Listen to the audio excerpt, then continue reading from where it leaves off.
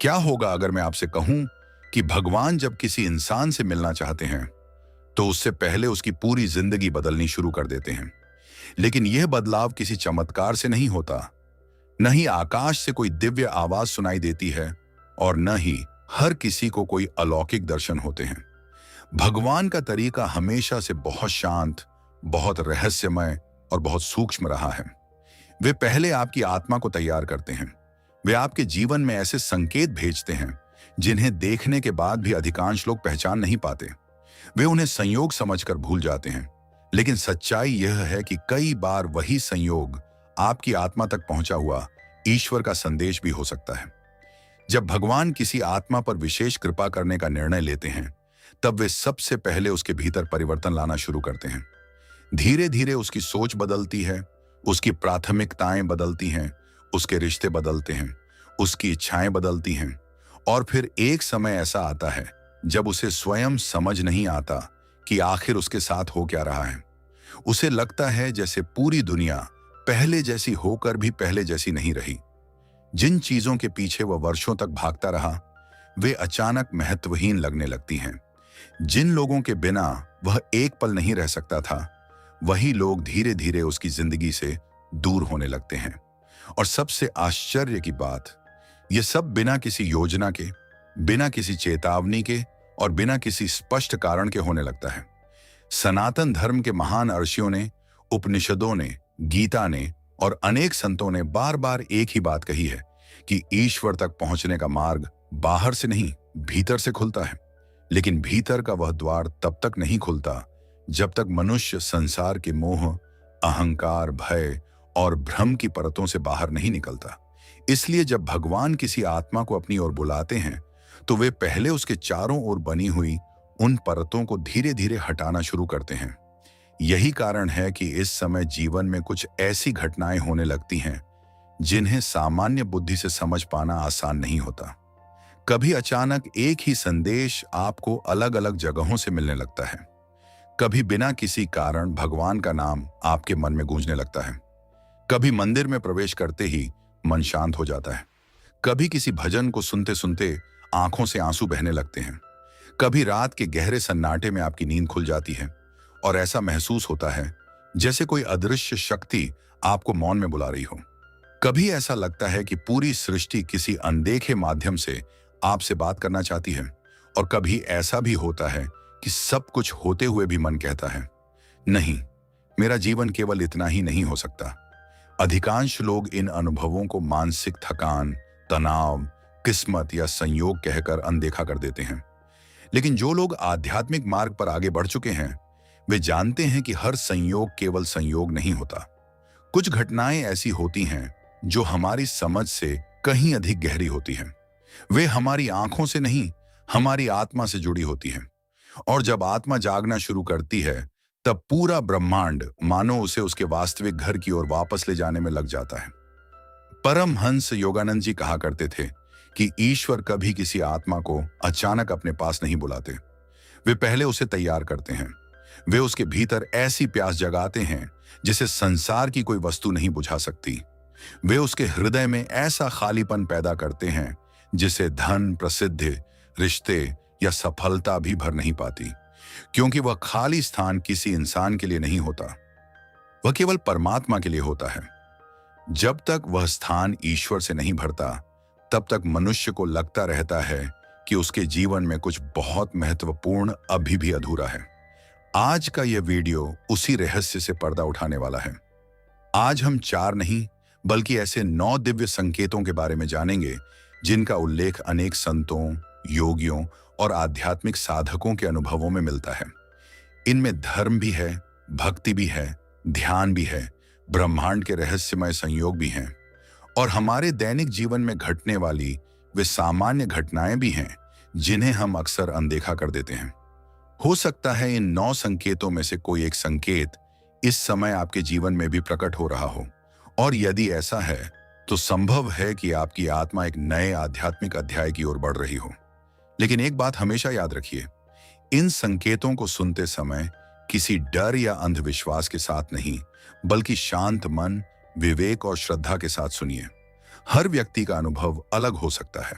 हमारा उद्देश्य भविष्य बताना नहीं, बल्कि उन आध्यात्मिक अनुभवों को समझना है जिनका वर्णन संतों और साधकों ने अपने जीवन में किया है। तो अब अपने मन को पूरी तरह शांत कर लीजिए। कुछ समय के लिए संसार की सारी चिंताओं को छोड़ दीजिए और इस दिव्य यात्रा में हमारे साथ अंत तक बने रहिए, क्योंकि हो सकता है आज आपको अपने जीवन के उन प्रश्नों का उत्तर मिल जाए जिनका इंतजार आपकी आत्मा बहुत समय से कर रही है। अब आइए जानते हैं पहला दिव्य संकेत। पहला संकेत, जब पूरी दुनिया अचानक आपको पराई लगने लगे, जब भगवान किसी आत्मा को अपने निकट बुलाने की तैयारी करते हैं, तब वे सबसे पहले उसके बाहर के जीवन में नहीं, बल्कि उसके भीतर के संसार में परिवर्तन लाना शुरू करते हैं। यही वह परिवर्तन है जिसे अधिकांश लोग समझ नहीं पाते। उन्हें लगता है कि शायद उनका स्वभाव बदल गया है, शायद उनका मन कमजोर हो गया है, शायद वे पहले जैसे खुश नहीं रहे। लेकिन आध्यात्मिक दृष्टि से देखा जाए तो कई बार यही परिवर्तन आत्मा के जागरण की शुरुआत होता है। यह परिवर्तन किसी एक दिन में नहीं आता, यह धीरे धीरे बिल्कुल मौन में जन्म लेता है। पहले केवल इतना महसूस होता है कि जिन बातों पर कभी घंटों उत्साह रहता था, अब उनमें पहले जैसी रुचि नहीं रही। जिन लोगों के साथ समय बिताना सबसे अच्छा लगता था, अब उनके बीच बैठकर भी मन कहीं और भटकता रहता है। जिन इच्छाओं के लिए वर्षों तक मेहनत की, उन्हें पाने के बाद भी भीतर कोई संतोष नहीं आता। बाहर से सब कुछ वैसा ही रहता है, लेकिन भीतर कोई अदृश्य परिवर्तन लगातार चलता रहता है। यही वह समय होता है जब मनुष्य पहली बार स्वयं से प्रश्न पूछना शुरू करता है। वह सोचता है कि आखिर ऐसा क्यों हो रहा है? मेरे पास पहले से अधिक सुविधाएं हैं, पहले से अधिक अनुभव हैं, लेकिन फिर भी मैं पहले जितना प्रसन्न क्यों नहीं हूं? यह प्रश्न किसी पुस्तक से नहीं आता, यह प्रश्न आत्मा की गहराई से उठता है। और जब यह प्रश्न उठता है, तभी आध्यात्मिक यात्रा का पहला द्वार खुलना शुरू होता है। परमहंस योगानंद जी कहा करते थे कि जब तक मनुष्य संसार की वस्तुओं में पूर्ण सुख खोजता रहता है, तब तक उसका मन बाहर ही भटकता रहता है। लेकिन जिस दिन आत्मा को यह अनुभव होने लगता है कि संसार की कोई भी वस्तु उसे स्थायी शांति नहीं दे सकती, उसी दिन ईश्वर की खोज का वास्तविक आरंभ होता है। बहुत से लोग इस अवस्था को गलत समझ लेते हैं। उन्हें लगता है कि शायद वे जीवन से हार गए हैं, शायद उनके भीतर उत्साह समाप्त हो गया है, शायद वे अवसाद में जा रहे हैं। लेकिन हर बार ऐसा नहीं होता।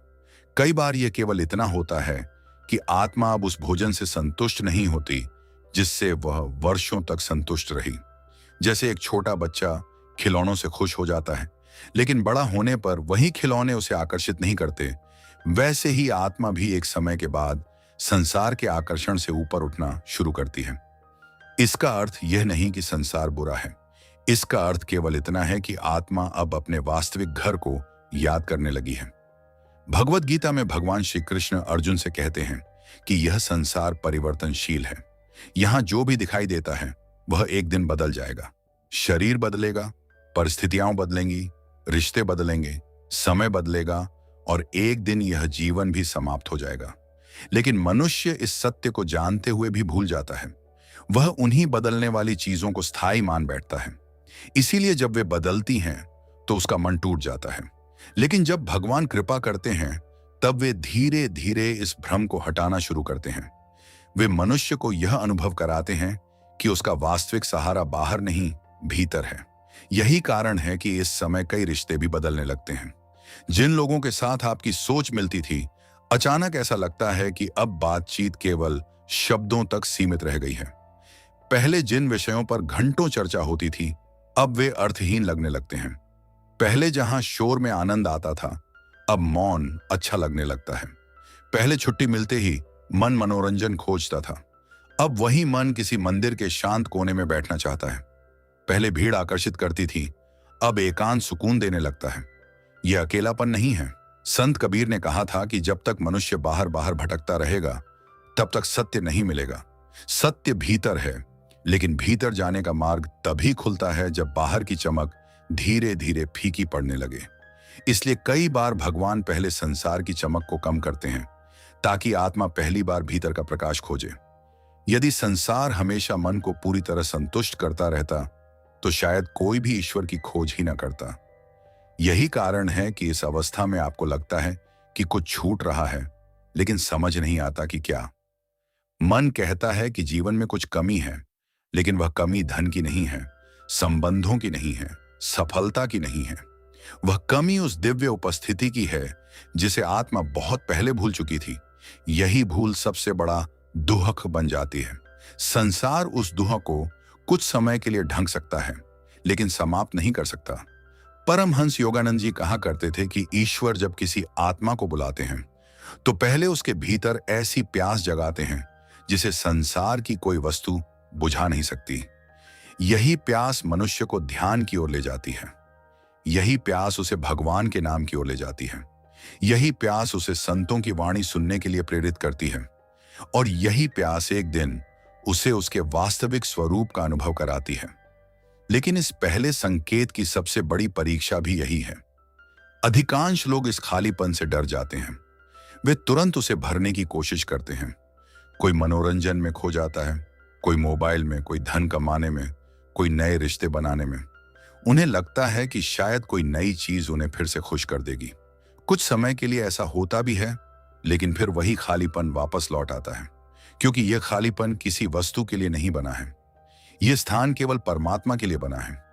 जब तक वह स्थान ईश्वर की उपस्थिति से नहीं भरता, तब तक मनुष्य बाहर कितना भी पाले, भीतर अधूरा ही महसूस करता है। यही पहला संकेत है जिसे बहुत कम लोग पहचान पाते हैं। वे सोचते हैं कि उनका जीवन बिगड़ रहा है, जबकि वास्तव में उनकी चेतना बदल रही होती है। भगवान उन्हें संसार से भागने के लिए नहीं कह रहे होते, बल्कि संसार को उसके वास्तविक रूप में देखने की दृष्टि दे रहे होते हैं। वे उन्हें सिखा रहे होते हैं कि संसार का उपयोग करो, लेकिन संसार को अपना अंतिम सहारा मत बनाओ। प्रेम करो, लेकिन आसक्ति मत पालो। कर्म करो, लेकिन फल में मत उलझो। यही गीता का संदेश है, और यही आध्यात्मिक जागरण का पहला कदम भी।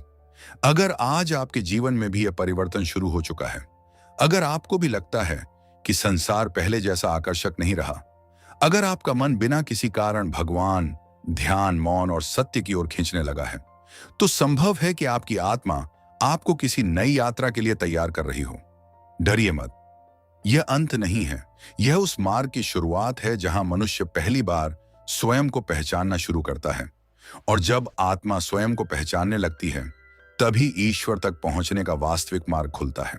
दूसरा संकेत, जब ब्रह्मांड बार बार आपको एक ही संदेश देने लगे, जब भगवान किसी आत्मा को अपने निकट बुलाने का निर्णय लेते हैं, तो वे केवल उसके भीतर ही परिवर्तन नहीं करते, बल्कि उसके चारों ओर घटने वाली घटनाओं के माध्यम से भी उसका मार्गदर्शन करना शुरू कर देते हैं। यही दूसरा संकेत है जिसे बहुत कम लोग पहचान पाते हैं, क्योंकि यह किसी चमत्कार की तरह दिखाई नहीं देता।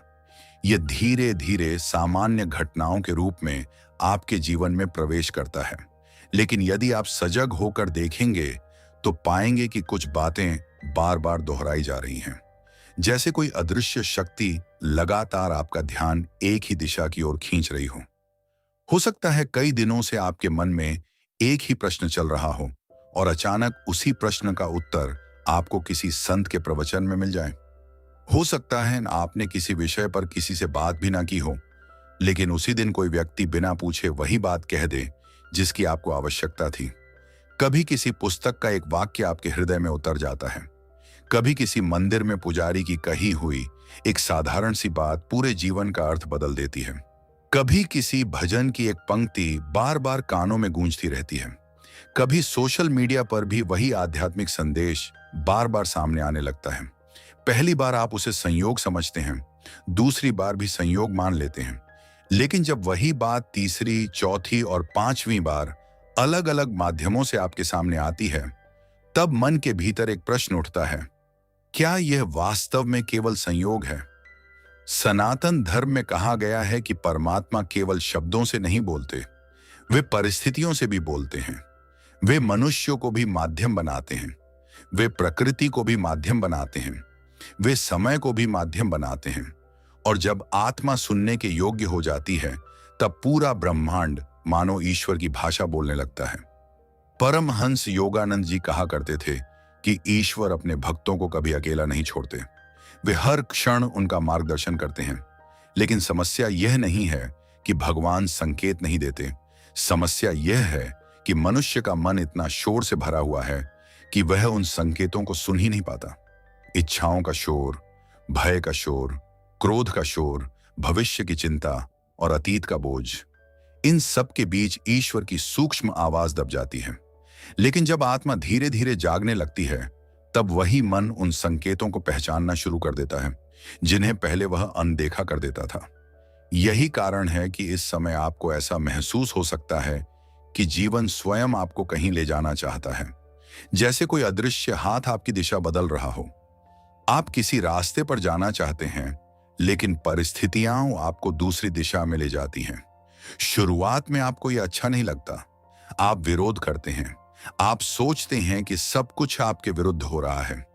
लेकिन कुछ समय बाद जब पीछे मुड़कर देखते हैं, तब समझ में आता है कि अगर वह घटना न हुई होती, अगर वह व्यक्ति जीवन से न गया होता, अगर वह अवसर हाथ से न निकला होता, तो शायद आज आप इस आध्यात्मिक मार्ग तक कभी पहुंच ही नहीं पाते। ईश्वर का मार्गदर्शन हमेशा हमारी इच्छा के अनुसार नहीं होता, बल्कि हमारी आत्मा के कल्याण के अनुसार होता है। मनुष्य वह मांगता है जो उसे अच्छा लगता है, लेकिन भगवान वही देते हैं जो उसके विकास के लिए आवश्यक होता है। इसीलिए कई बार जो घटना हमें दुख देती है, वही आगे चलकर सबसे बड़ी कृपा सिद्ध होती है। बहुत से लोगों ने अपने जीवन में यह अनुभव किया है कि जब वे पूरी तरह टूट चुके थे, तभी उन्हें किसी गुरु का सानिध्य मिला। जब वे जीवन से निराश हो चुके थे, तभी उनके हाथ में गीता आई। जब वे अकेले थे, तभी उन्हें ध्यान का मार्ग मिला। जब सारी उम्मीदें समाप्त हो गई थीं, तभी उन्हें ईश्वर पर विश्वास करना आया। उस समय उन्हें लगा था कि सब कुछ समाप्त हो गया है, लेकिन वर्षों बाद उन्होंने स्वीकार किया कि वही उनके जीवन का सबसे बड़ा मोड़ था। इसीलिए संत कहते हैं कि हर घटना को केवल घटना मत समझो। कुछ घटनाएं संदेश लेकर आती हैं, कुछ मुलाकातें केवल मुलाकात नहीं होती, कुछ बिछड़ना केवल बिछड़ना नहीं होता, कुछ असफलताएं केवल असफलता नहीं होती। उनके पीछे ईश्वर की कोई ऐसी योजना छिपी होती है जिसे उस समय समझ पाना संभव नहीं होता। इस संकेत का एक और गहरा रूप तब दिखाई देता है जब आपके मन में किसी विशेष मंत्र, किसी विशेष देवता या किसी विशेष साधना के प्रति बार बार आकर्षण पैदा होने लगता है।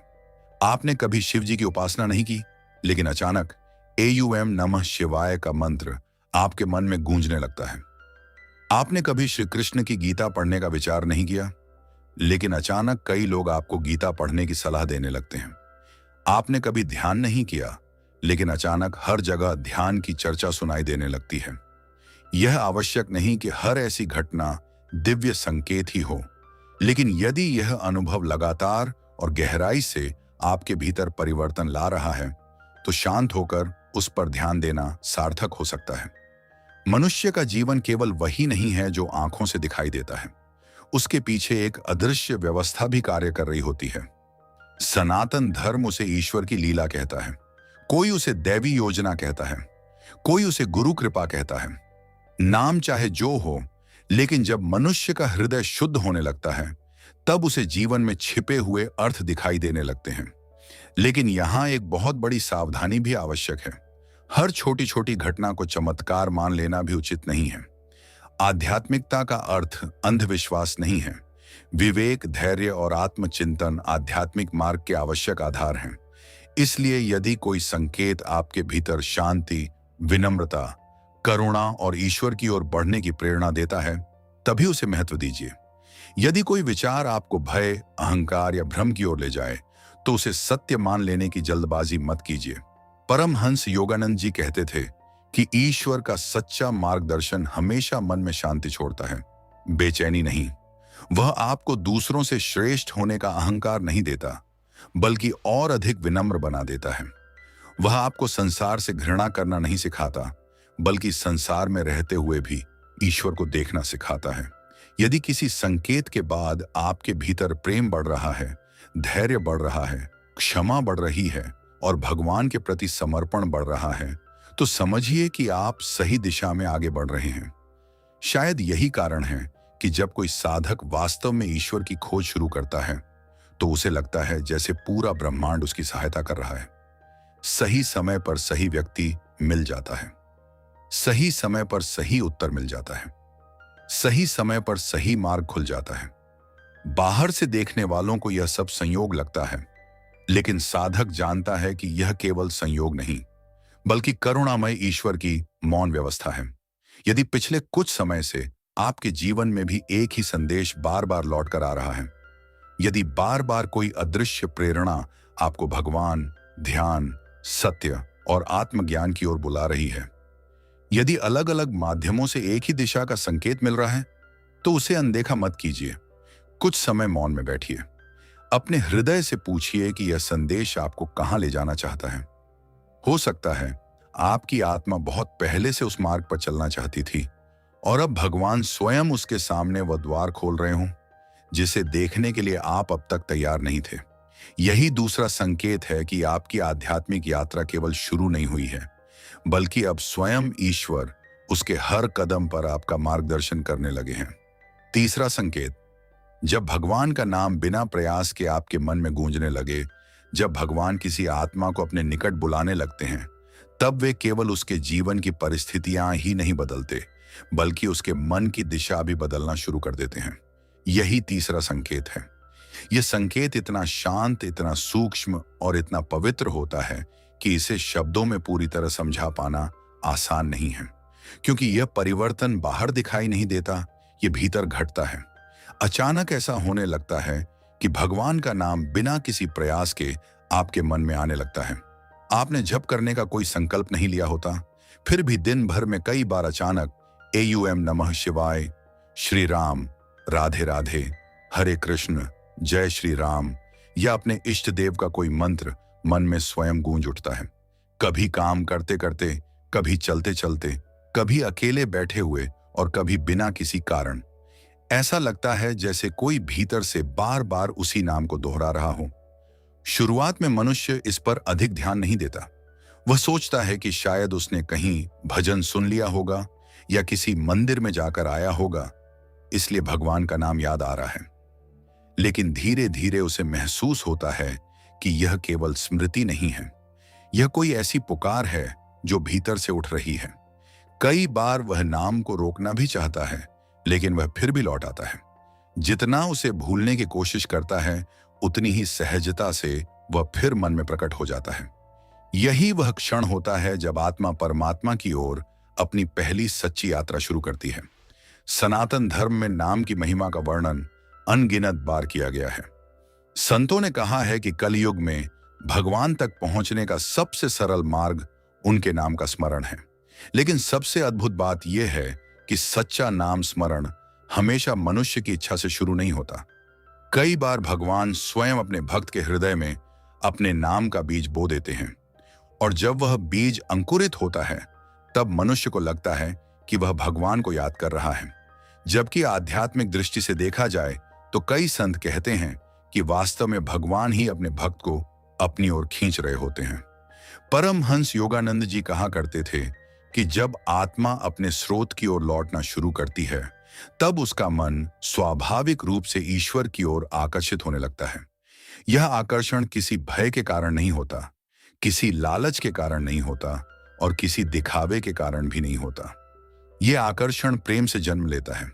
जैसे एक नदी अपने आप समुद्र की ओर बहती है, वैसे ही जागृत आत्मा अपने आप परमात्मा की ओर बढ़ने लगती है। यही कारण है कि इस समय आपको संसार की बातें पहले जैसी रोचक नहीं लगती। पहले जहां घंटों तक व्यर्थ की चर्चाएं अच्छी लगती थीं, अब मन जल्दी थक जाता है। लेकिन जैसे ही भगवान का कोई भजन सुनाई देता है, किसी संत की वाणी सुनने को मिलती है या किसी मंदिर की घंटियां कानों में पड़ती हैं, मन अचानक शांत होने लगता है। आप स्वयं भी समझ नहीं पाते कि ऐसा क्यों हो रहा है, क्योंकि यह परिवर्तन मन का नहीं, आत्मा का होता है। कई लोगों के जीवन में ऐसा समय आता है जब वे बिना किसी योजना के मंदिर जाने लगते हैं। पहले महीने में एक बार भी मंदिर नहीं जाते थे, लेकिन अब अवसर मिलते ही मंदिर का शांत वातावरण अच्छा लगने लगता है। पहले पूजा केवल एक परंपरा थी, अब वही पूजा मन की आवश्यकता बन जाती है। पहले अगरबत्ती की सुगंध केवल सुगंध थी, अब वही वातावरण मन को भीतर तक शांत कर देता है। पहले घंटियों की आवाज केवल ध्वनि थी, अब वही ध्वनि हृदय को स्पर्श करने लगती है। यह परिवर्तन किसी बाहरी शिक्षा से नहीं आता, यह भीतर जागी हुई श्रद्धा का परिणाम होता है। संत तुलसीदास ने कहा था कि भगवान का नाम केवल एक शब्द नहीं है, वह स्वयं भगवान का स्वरूप है। इसलिए जब किसी मनुष्य के भीतर बिना प्रयास भगवान का नाम गूंजने लगे तो उसे हल्के में नहीं लेना चाहिए। ये केवल आदत नहीं होती, ये आत्मा का झुकाव होता है। लेकिन इस संकेत की सबसे बड़ी विशेषता यह है कि यहां मनुष्य भगवान को याद करने की कोशिश नहीं करता, बल्कि उसे ऐसा महसूस होने लगता है जैसे भगवान स्वयं उसे याद कर रहे हों। कई बार वह किसी काम में व्यस्त होता है और अचानक उसका मन कहता है, आज थोड़ा ध्यान कर लो। कभी भीतर से प्रेरणा आती है, आज गीता का एक अध्याय पढ़ो। कभी ऐसा लगता है कि बस कुछ देर मौन में बैठ जाओ। ये आवाज जोर से नहीं आती, ये बहुत शांत होती है, लेकिन यदि आप उसे सुन लें तो वही आवाज धीरे धीरे आपके पूरे जीवन की दिशा बदल सकती है। कई साधकों ने अपने अनुभवों में लिखा है कि जब उनका आध्यात्मिक जीवन शुरू हुआ तब उन्हें सबसे पहले भगवान का नाम अपने आप याद आने लगा। उन्होंने प्रयास नहीं किया था, लेकिन धीरे धीरे वही नाम उनके जीवन का सबसे बड़ा सहारा बन गया। कठिन समय में वही नाम उन्हें शक्ति देता था, दुख में वही नाम उन्हें संभालता था, भय में वही नाम साहस देता था और अकेलेपन में वही नाम उन्हें यह अनुभव कराता था कि वे कभी अकेले नहीं हैं। लेकिन यहां भी एक बात समझना बहुत आवश्यक है। भगवान का नाम केवल होंठों से लेने और हृदय से लेने में बहुत अंतर होता है। यदि नाम केवल शब्द बनकर रह जाए तो उसका प्रभाव सीमित रहता है, लेकिन जब वही नाम प्रेम बन जाए, विश्वास बन जाए और समर्पण बन जाए, तब वही नाम मनुष्य के भीतर का अंधकार दूर करना शुरू कर देता है। परमहंस योगानंद जी कहते थे कि जितनी बार मनुष्य प्रेम से भगवान को पुकारता है, उतनी ही बार उसका मन संसार के बंधनों से मुक्त होने लगता है, क्योंकि हर सच्चा नाम स्मरण मन को बाहर से हटाकर भीतर ले जाता है और भगवान का मिलन बाहर नहीं, भीतर ही होता है। इस अवस्था में एक और परिवर्तन दिखाई देता है।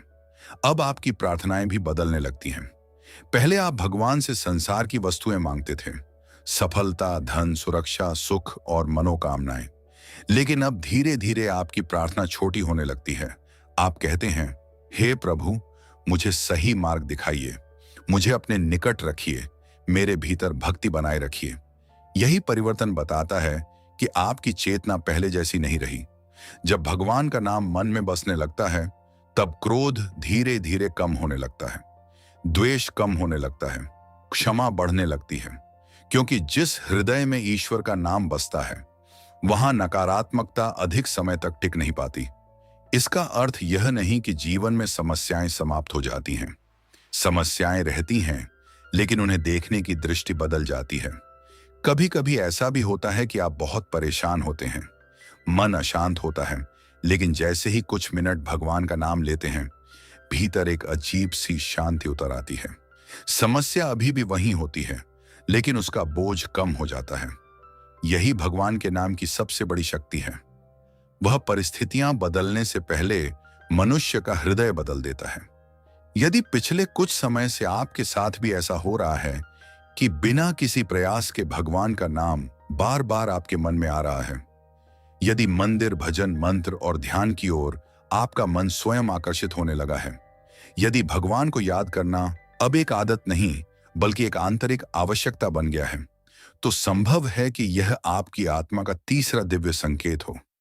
यह संकेत बताता है कि आपकी खोज अब केवल संसार तक सीमित नहीं रही। अब आपका हृदय उस परम सत्य की ओर बढ़ रहा है जिसकी तलाश हर आत्मा जन्मों से करती आई है। और जब भगवान का नाम हृदय में स्थायी रूप से बस जाता है, तब समझ लीजिए कि आपकी आध्यात्मिक यात्रा केवल शुरू नहीं हुई, बल्कि अब स्वयं भगवान आपके हर कदम पर आपके साथ चलने लगे हैं। चौथा संकेत, जब जीवन की कठिन परीक्षाएं आपको बार बार तोड़ने लगे। बहुत से लोग ये मानते हैं कि जिस व्यक्ति पर भगवान की कृपा होती है, उसके जीवन में केवल सुख ही सुख आता है। उसे कभी कोई दुख नहीं मिलता, उसे कोई संघर्ष नहीं करना पड़ता और उसकी हर इच्छा आसानी से पूरी हो जाती है। लेकिन सनातन धर्म, महापुरुषों के जीवन और संतों की वाणी कुछ और ही कहती है। इतिहास उठाकर देख लीजिए। भगवान श्री राम को वनवास मिला। भगवान श्री कृष्ण ने जन्म से ही अनेक संकटों का सामना किया। पांडवों ने जीवन भर संघर्ष किया। मीरा को विष का प्याला मिला। प्रहलाद को यातनाएं मिली। परमहंस योगानंद जी ने भी अपनी साधना के मार्ग में अनेक कठिन परीक्षाएं देखी। इसका अर्थ यह नहीं था कि भगवान उनसे दूर थे, बल्कि कई संतों का अनुभव यही रहा कि कठिन समय कई बार आत्मा को गढ़ने की प्रक्रिया का हिस्सा बन जाता है। जब भगवान किसी आत्मा को अपने निकट बुलाते हैं तो कई बार वे उसके जीवन से उन सहारों को हटा देते हैं जिन पर वह आवश्यकता से अधिक निर्भर हो चुकी होती है। क्योंकि जब तक मनुष्य संसार के सहारों को ही अंतिम सत्य मानता है, तब तक उसका विश्वास पूरी तरह ईश्वर पर टिक नहीं पाता। इसलिए कभी कभी जीवन में ऐसी घटनाएं घटने लगती हैं जिन्हें देखकर मनुष्य कहता है, आखिर मेरे साथ ही ऐसा क्यों हो रहा है। एक समस्या समाप्त होती है तो दूसरी सामने आ जाती है। एक दुख से बाहर निकलते हैं तो दूसरा द्वार पर खड़ा मिलता है। मन थकने लगता है, विश्वास डगमगाने लगता है और यही सबसे बड़ी परीक्षा शुरू होती है। इस समय अधिकांश लोग भगवान से शिकायत करने लगते हैं। वे कहते हैं, मैं पूजा भी करता हूं, प्रार्थना भी करता हूं, किसी का बुरा भी नहीं चाहता, फिर भी मेरे जीवन में इतनी परेशानियां क्यों हैं। यह प्रश्न नया नहीं है। सदियों से साधक यही प्रश्न पूछते आए हैं, लेकिन संतों ने इसका उत्तर भी दिया है। उन्होंने कहा कि भगवान दंड देने के लिए परीक्षा नहीं लेते, बल्कि भीतर छिपी हुई शक्ति को जगाने के लिए अवसर देते हैं। जिस प्रकार सोने को आग में तपाए बिना उसका खरा रूप सामने नहीं आता, उसी प्रकार आत्मा भी कठिन अनुभवों से गुजरकर अधिक निर्मल बनती है। परमहंस योगानंद जी कहा करते थे कि जीवन की हर चुनौती अपने साथ एक आध्यात्मिक शिक्षा लेकर आती है। यदि मनुष्य केवल दुख को देखता है तो वह टूट जाता है, लेकिन यदि वह उस दुख के भीतर छिपे हुए संदेश को देखना शुरू कर देता है तो वही दुख उसकी सबसे बड़ी शक्ति बन जाता है। ईश्वर कई बार परिस्थितियां नहीं बदलते, बल्कि मनुष्य को इतना मजबूत बना देते हैं कि परिस्थितियां उसका कुछ बिगाड़ नहीं पाती। यही चौथे संकेत की सबसे बड़ी पहचान है। आपको लगता है कि भगवान आपकी सुन नहीं रहे, लेकिन वास्तविकता यह होती है कि वे आपको पहले से अधिक गहराई से तैयार कर रहे होते हैं। जिस व्यक्ति को छोटी जिम्मेदारी निभानी होती है, उसकी तैयारी भी छोटी होती है, लेकिन जिसे बड़ा कार्य करना होता है, उसकी तैयारी भी बड़ी होती है। कई बार आत्मा को ऊंचे स्तर तक पहुंचाने से पहले जीवन उसे धैर्य, विश्वास, करुणा और समर्पण की अग्नि से गुजारता है। हो सकता है अचानक आपका कोई अपना आपसे दूर हो जाए। हो सकता है जिस काम पर आपने वर्षों मेहनत की वही एक दिन छूट जाए। हो सकता है लोग आपको गलत समझने लगें। जिन लोगों के लिए आपने अच्छा किया वही लोग आपका साथ छोड़ दें। आपके अपने निर्णय भी कई बार असफल हो जाएं। उस समय मन कहता है कि सब कुछ समाप्त हो गया, लेकिन कई वर्षों बाद जब मनुष्य पीछे मुड़कर देखता है तो समझता है कि अगर वह कठिन समय ना आया होता तो वह कभी भी आध्यात्मिक रूप से इतना परिपक्व नहीं बन पाता। भगवत गीता में भगवान श्री कृष्ण अर्जुन से कहते हैं कि सुख और दुख दोनों ही आने जाने वाले हैं। जो व्यक्ति दोनों में समान रहता है वही वास्तव में स्थिर बुद्धि वाला है। लेकिन यह स्थिरता केवल ज्ञान सुन लेने से नहीं आती। इसके लिए जीवन स्वयं परीक्षा लेता है। हर कठिन परिस्थिति पूछती है, क्या तुम्हारा विश्वास केवल अच्छे समय तक सीमित था या तुम विपत्ति में भी ईश्वर का हाथ पकड़कर चल सकते हो। यही कारण है कि जब साधक का विश्वास सच्चा होने लगता है तब उसकी प्रार्थना भी बदल जाती है। पहले वह कहता था, हे भगवान मेरी समस्या दूर कर दीजिए। अब वह कहता है, हे प्रभु मुझे इतनी शक्ति दीजिए कि मैं इस परीक्षा को आपकी इच्छा मानकर स्वीकार कर सकूं। यही परिवर्तन साधारण मनुष्य और साधक के बीच का अंतर है। बहुत बार ऐसा भी होता है कि भगवान आपके जीवन का वह रास्ता बंद कर देते हैं जिस पर आप जिद करके चलना चाहते थे। उस समय आपको लगता है कि आपकी प्रार्थना स्वीकार नहीं हुई, लेकिन कुछ समय बाद वही बंद हुआ रास्ता आपको किसी ऐसे मार्ग तक पहुंचा देता है जिसकी आपने कभी कल्पना भी नहीं की थी। उस समय समझ में आता है कि भगवान ने आपकी इच्छा पूरी नहीं की, क्योंकि वे आपके लिए उससे भी बेहतर योजना तैयार कर रहे थे। संतों ने कहा है कि ईश्वर की कृपा हमेशा सुख के रूप में नहीं आती। कई बार वह परीक्षा के रूप में भी आती है, क्योंकि सुख मनुष्य को आराम देता है, लेकिन परीक्षा उसे जागृत करती है। सुख में मनुष्य भगवान को भूल सकता है, लेकिन कठिन समय में उसका हृदय सबसे अधिक ईश्वर को पुकारता है। शायद यही कारण है कि बहुत से लोगों की आध्यात्मिक यात्रा किसी उत्सव से नहीं, बल्कि किसी गहरे दुख से शुरू हुई। लेकिन यहां एक बात बहुत महत्वपूर्ण है। हर कठिनाई को केवल दिव्य परीक्षा मान लेना भी उचित नहीं है। जीवन में अनेक समस्याएं हमारे अपने निर्णयों, परिस्थितियों या सामान्य कारणों से भी आती हैं। इसलिए विवेक आवश्यक है। परंतु यदि कठिन समय आपको भीतर से अधिक विनम्र, अधिक धैर्यवान, अधिक करुणामय और भगवान के अधिक निकट ला रहा है, तो वह समय आपके आध्यात्मिक विकास का साधन बन सकता है। जब भगवान किसी आत्मा को ऊंचा उठाना चाहते हैं, तो वे पहले उसके भीतर छिपे हुए भय को बाहर लाते हैं। वे उसके अहंकार को तोड़ते हैं। वे उसे यह सिखाते हैं कि वास्तविक सुरक्षा धन, पद, लोगों या परिस्थितियों में नहीं, बल्कि परमात्मा में है। और जिस दिन मनुष्य यह सीख लेता है, उसी दिन उसकी सबसे बड़ी जीत शुरू हो जाती है। यदि पिछले कुछ समय से आपके जीवन में लगातार कठिन परीक्षाएं आ रही हैं, यदि बार बार सब कुछ बिखरता हुआ दिखाई देता है, यदि हर संकट के बाद भी आपके भीतर भगवान पर विश्वास पूरी तरह समाप्त नहीं हुआ, यदि हर आंसू के बाद भी मन के किसी कोने से यह आवाज आती है कि प्रभु मैं फिर भी आपका हूं, तो इस विश्वास को कभी मत छोड़िए। क्योंकि कई संतों के अनुभव में यही वह अवस्था होती है जहां आत्मा को सबसे गहराई से तैयार किया जाता है। कई बार भगवान हमें इसलिए नहीं बचाते कि हम परीक्षा से भाग जाएं। वे हमें इसलिए संभालते हैं कि हम परीक्षा पार करके पहले से अधिक प्रकाशवान बनकर निकलें। और जब आत्मा इस अग्नि से गुजर जाती है, तब उसे समझ में आता है कि भगवान कभी उसे छोड़कर गए ही नहीं थे। वे हर कठिन क्षण में उसके साथ थे, बस उसे इतना मजबूत बना रहे थे कि एक दिन वह स्वयं दूसरों के जीवन में प्रकाश का कारण बन सके। यही चौथा संकेत है, जब कठिनाइयां केवल दुहक नहीं रह जाती, बल्कि धीरे धीरे आपकी आत्मा को परमात्मा के और अधिक निकट ले जाने का माध्यम बन जाती हैं।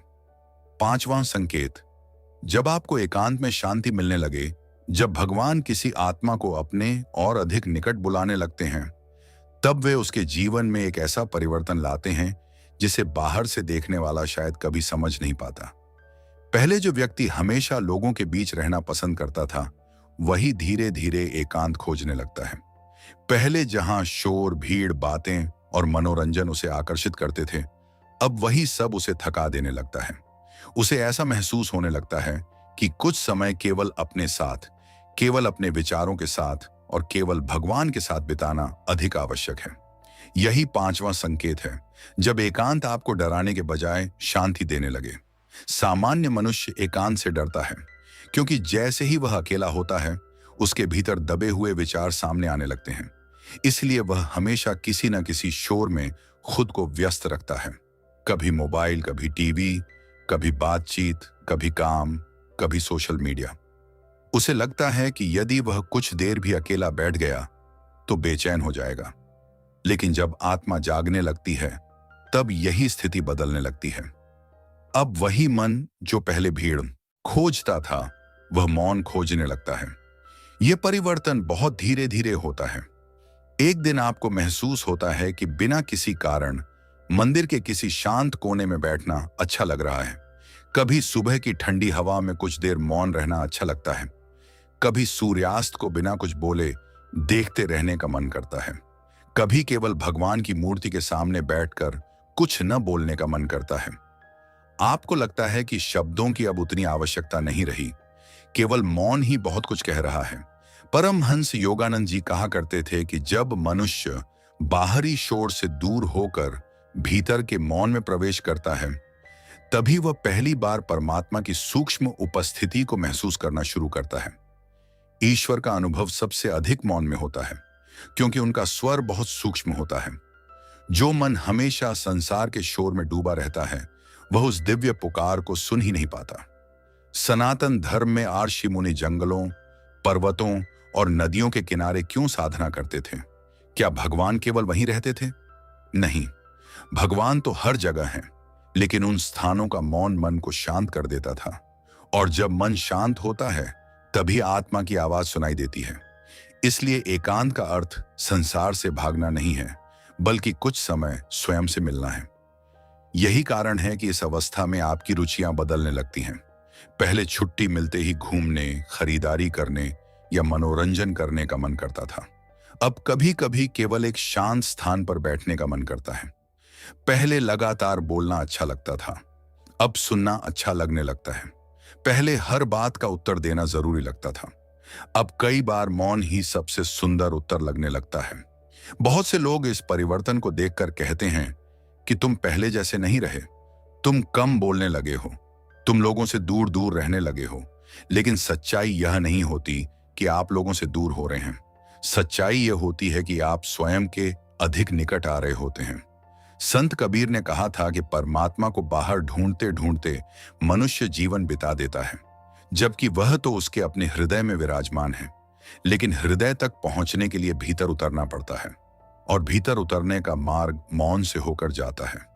यही पांचवें संकेत की सबसे बड़ी पहचान है।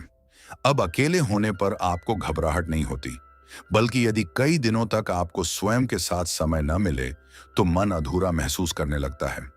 आप अकेले बैठते हैं और बिना किसी प्रयास के भगवान का स्मरण होने लगता है।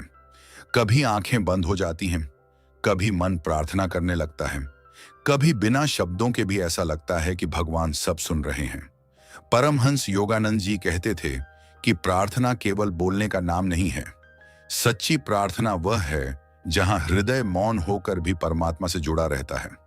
जब मनुष्य इस अवस्था में पहुंचता है, तब उसे हर समय शब्दों की आवश्यकता नहीं रहती। उसकी आंखें भी प्रार्थना बन जाती हैं, उसका मौन भी प्रार्थना बन जाता है, उसकी सांसें भी प्रार्थना बन जाती हैं। लेकिन इस संकेत की एक परीक्षा भी होती है। कई बार लोग समझते हैं कि अब उन्हें संसार छोड़ देना चाहिए, जबकि ऐसा नहीं है। भगवान आपको अपने परिवार, अपने कर्तव्य या अपने जीवन से भागने के लिए नहीं बुलाते। वे केवल इतना चाहते हैं कि संसार के बीच रहते हुए भी आपका मन उनसे जुड़ा रहे। श्री कृष्ण ने भी अर्जुन से युद्ध भूमि छोड़ने के लिए नहीं कहा था। उन्होंने युद्ध करते हुए योग में स्थित रहने की शिक्षा दी थी। यही सच्ची आध्यात्मिकता है। इसलिए यदि आपका मन एकांत चाहता है, तो इसका अर्थ यह नहीं कि आपको लोगों से घृणा होने लगी है। इसका अर्थ केवल इतना है कि आपकी आत्मा अब अपने वास्तविक स्वरूप को सुनना चाहती है। संसार की आवाजें बहुत सुन ली, अब भीतर की आवाज सुनने का समय आ गया है। एक और परिवर्तन इस समय दिखाई देता है। अब आपको प्रकृति पहले से अधिक सुंदर लगने लगती है। पक्षियों की आवाज, बहते हुए जल की धारा, हवा का स्पर्श, मंदिर की घंटियां, दीपक की लौ, सुबह का सूर्योदय और रात का शांत आकाश, इन सब में आपको पहले से अधिक शांति महसूस होने लगती है, क्योंकि आपका मन अब बाहर की वस्तुओं में नहीं, बल्कि उनके पीछे छिपे हुए परमात्मा के स्पर्श को महसूस करने लगा है। संतों ने कहा है कि जब मन शुद्ध होने लगता है, तब पूरी सृष्टि भगवान का मंदिर दिखाई देने लगती है। वृक्ष केवल वृक्ष नहीं रहते, नदी केवल नदी नहीं रहती, सूर्य केवल सूर्य नहीं रहता। हर वस्तु में परमात्मा की झलक दिखाई देने लगती है। और यह दृष्टि केवल ज्ञान से नहीं आती, बल्कि भीतर के मौन से जन्म लेती है। यदि पिछले कुछ समय से आपको भीड़ से अधिक मौन अच्छा लगने लगा है, यदि अकेले बैठने पर बेचैनी नहीं बल्कि शांति महसूस होने लगी है, यदि भगवान के सामने बिना कुछ मांगे केवल बैठना अच्छा लगने लगा है, यदि प्रकृति में आपको पहले से अधिक दिव्यता दिखाई देने लगी है, तो संभव है कि आपकी आत्मा पांचवें दिव्य संकेत से गुजर रही हो। यह संकेत बताता है कि अब आपकी खोज बाहर की दुनिया से हटकर भीतर की यात्रा पर पहुंच चुकी है। और जब मनुष्य स्वयं के भीतर उतरना सीख जाता है, तभी वह पहली बार उस परम शांति का अनुभव करना शुरू करता है, जिसे संसार की कोई वस्तु कभी नहीं दे सकती। यही वह अवस्था है जहां आत्मा धीरे धीरे परमात्मा के और अधिक निकट पहुंचने लगती है। छठा संकेत, जब आपकी प्रार्थनाएं बदलने लगें, जब भगवान किसी आत्मा को अपने और अधिक निकट बुलाने लगते हैं, तब सबसे बड़ा परिवर्तन उसके जीवन की परिस्थितियों में नहीं, बल्कि उसकी प्रार्थनाओं में दिखाई देता है। यही छठा संकेत है। यह संकेत इतना गहरा होता है कि स्वयं व्यक्ति भी शुरुआत में इसे समझ नहीं पाता। उसे केवल इतना महसूस होता है कि अब भगवान के सामने बैठते समय उसके मन में पहले जैसी इच्छाएं नहीं उठती। पहले वह घंटों भगवान से कुछ न कुछ मांगता था। कभी धन, कभी सफलता, कभी नौकरी, कभी व्यापार, कभी सम्मान, कभी परिवार की खुशियां, कभी अपने सपनों की पूर्ति। लेकिन अब धीरे धीरे उसकी प्रार्थना बदलने लगती है। वह मांगना कम कर देता है और भगवान के सामने केवल बैठना अधिक पसंद करने लगता है। यह परिवर्तन अचानक नहीं होता, यह आत्मा के भीतर धीरे धीरे जन्म लेता है। पहले मन भगवान को केवल अपनी इच्छाएं पूरी करने का माध्यम समझता है, लेकिन जब चेतना बदलने लगती है तब वही मन भगवान को पाने की इच्छा करने लगता है। यही आध्यात्मिक यात्रा का सबसे सुंदर मोड़ होता है, क्योंकि अब मनुष्य भगवान से संसार नहीं मांगता, बल्कि भगवान को ही मांगने लगता है। परमहंस योगानंद जी कहा करते थे कि जब तक मनुष्य भगवान से संसार की वस्तुएं मांगता रहेगा, तब तक उसका मन संसार से बंधा रहेगा। लेकिन जिस दिन उसकी सबसे बड़ी इच्छा स्वयं परमात्मा बन जाए, उसी दिन उसकी आध्यात्मिक यात्रा वास्तविक अर्थों में शुरू होती है। क्योंकि भगवान को पाने वाला सब कुछ पा लेता है, लेकिन संसार को पाने वाला भी भीतर से खाली रह सकता है। यही कारण है कि इस अवस्था में आपकी प्रार्थनाओं का स्वर बदलने लगता है। पहले आप कहते थे, हे प्रभु, मेरी यह इच्छा पूरी कर दीजिए। अब आप कहते हैं, हे प्रभु, मुझे सही मार्ग दिखाइए। पहले आप कहते थे, मुझे सफलता दीजिए। अब आप कहते हैं, मुझे सही कर्म करने की बुद्धि दीजिए। पहले आप कहते थे, मेरे दुख दूर कर दीजिए। अब आप कहते हैं, मुझे इतना मजबूत बना दीजिए कि मैं हर परिस्थिति में आपका विश्वास न छोड़ूं। यही वह परिवर्तन है जो बाहर से देखने वाले को दिखाई नहीं देता, लेकिन भगवान सबसे पहले इसी परिवर्तन को देखते हैं। क्योंकि शब्दों से नहीं, हृदय की भावना से प्रार्थना का मूल्य तय होता है। परमहंस योगानंद जी अपने शिष्यों से कहा करते थे कि भगवान को केवल शब्दों से नहीं पाया जा सकता, उन्हें पाने के लिए हृदय की सच्ची पुकार चाहिए। यदि मनुष्य के भीतर केवल दिखावे की पूजा है, तो वह केवल एक धार्मिक क्रिया बनकर रह जाती है। लेकिन यदि हृदय में प्रेम है, समर्पण है और भगवान को पाने की सच्ची प्यास है, तो एक छोटी सी प्रार्थना भी परमात्मा तक पहुंच जाती है। यही कारण है कि इस संकेत के दौरान आपको भगवान के सामने अधिक देर तक बैठने का मन करता है। कई बार आपके पास कहने के लिए कुछ नहीं होता, फिर भी आप उठना नहीं चाहते, आप केवल शांत बैठना चाहते हैं। ऐसा लगता है कि शब्दों की आवश्यकता समाप्त हो गई है। भगवान सब जानते हैं, इसीलिए उन्हें कुछ समझाने की जरूरत नहीं है। बस उनकी उपस्थिति में बैठना ही पर्याप्त है। धीरे धीरे एक और परिवर्तन दिखाई देता है। पहले जब कोई इच्छा पूरी नहीं होती थी, तो मन भगवान से शिकायत करता था। अब शिकायत कम होने लगती है। अब मन कहता है, शायद प्रभु ने मेरे लिए इससे बेहतर कुछ सोचा होगा। यह विश्वास अचानक पैदा नहीं होता, यह अनेक अनुभवों के बाद जन्म लेता है। जब मनुष्य बार बार देखता है कि जिन बातों के लिए वह कभी रोया था, बाद में वही बातें उसके जीवन के लिए वरदान सिद्ध हुई, तब उसका विश्वास गहरा होने लगता है। परमहंस योगानंद जी कहा करते थे कि ईश्वर हमारी हर प्रार्थना सुनते हैं, लेकिन वे वही देते हैं जो हमारी आत्मा के विकास के लिए आवश्यक होता है। मनुष्य वर्तमान को देखता है, लेकिन भगवान संपूर्ण यात्रा को देखते हैं। इसलिए कई बार जो इच्छा पूरी नहीं होती, वही आगे चलकर सबसे बड़ी कृपा सिद्ध होती है। यही समझ धीरे धीरे आपकी प्रार्थना को बदल देती है। अब आप भगवान को आदेश नहीं देते कि क्या करना है, अब आप उनसे केवल मार्गदर्शन मांगते हैं। पहले आप अपनी इच्छा को सबसे बड़ा सत्य मानते थे, अब आप भगवान की इच्छा को स्वीकार करना सीखने लगते हैं। यहां से समर्पण का जन्म होता है। समर्पण का अर्थ हार मान लेना नहीं है। समर्पण का अर्थ यह नहीं कि मनुष्य कर्म करना छोड़ दे। समर्पण का अर्थ है अपना श्रेष्ठ कर्म करने के बाद परिणाम भगवान पर छोड़ देना। यही आंतरिक शांति की शुरुआत है। इस अवस्था में आपकी पूजा भी बदल जाती है। पहले पूजा जल्दी समाप्त करने की इच्छा होती थी, अब समय का ध्यान ही नहीं रहता। पहले अगर किसी दिन पूजा न हो पाए तो केवल एक धार्मिक नियम टूटने जैसा लगता था। अब यदि भगवान का स्मरण न हो तो भीतर कुछ अधूरा अधूरा महसूस होता है। धीरे धीरे आपका संबंध भगवान से औपचारिक नहीं रहता, वह व्यक्तिगत हो जाता है।